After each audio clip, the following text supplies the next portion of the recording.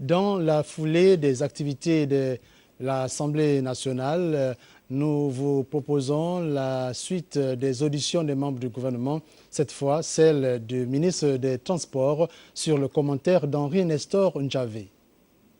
Malgré quelques zones de forte turbulence observées ici et là, le ministère des Transports vient de prendre son envol, en jugé par le nombre important de projets exécutés en 2014, où l'on note le taux d'exécution du budget de fonctionnement à hauteur de 73,78% et celui d'investissement à 113,74%. Le département des Transports est non seulement dense et de bonne facture, mais aussi sensible parce que impactant au quotidien les populations. Plusieurs chantiers ont été ou sont en voie d'exécution. L'on peut citer entre autres la modernisation de la plateforme aéroportuaire de Port-Gentil, le lancement de l'opération de constitution de la société aéroport du Gabon. Dans le secteur des transports maritimes, fluviaux et lagunaires, les plateformes portuaires ont connu des évolutions et la réforme de la CNI se poursuit par le renforcement des capacités opérationnelles. Tout comme dans le secteur des transports routiers où l'on peut citer le renforcement des capacités opérationnelles de la Sogatra. Bref, une liste non exhaustive. Et c'est fort de ces acquis que le ministre Paulette Mingué-Mobon a dévoilé le projet de budget 2015 de la mission qu'elle conduit, laquelle s'inscrit dans la continuité des actions.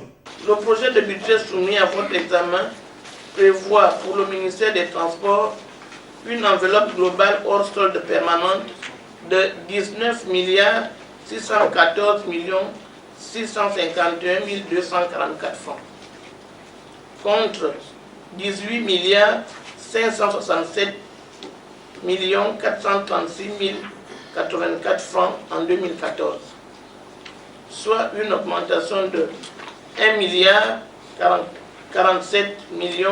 215 160 francs, correspondant à un taux de plus de 5,64%.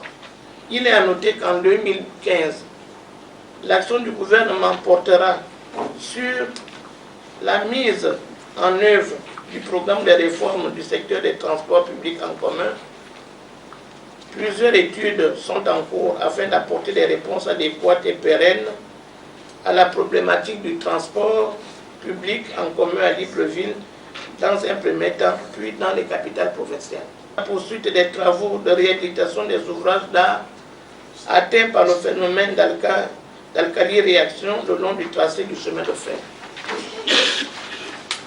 Puis la poursuite du programme d'acquisition de bus de la Sogatra.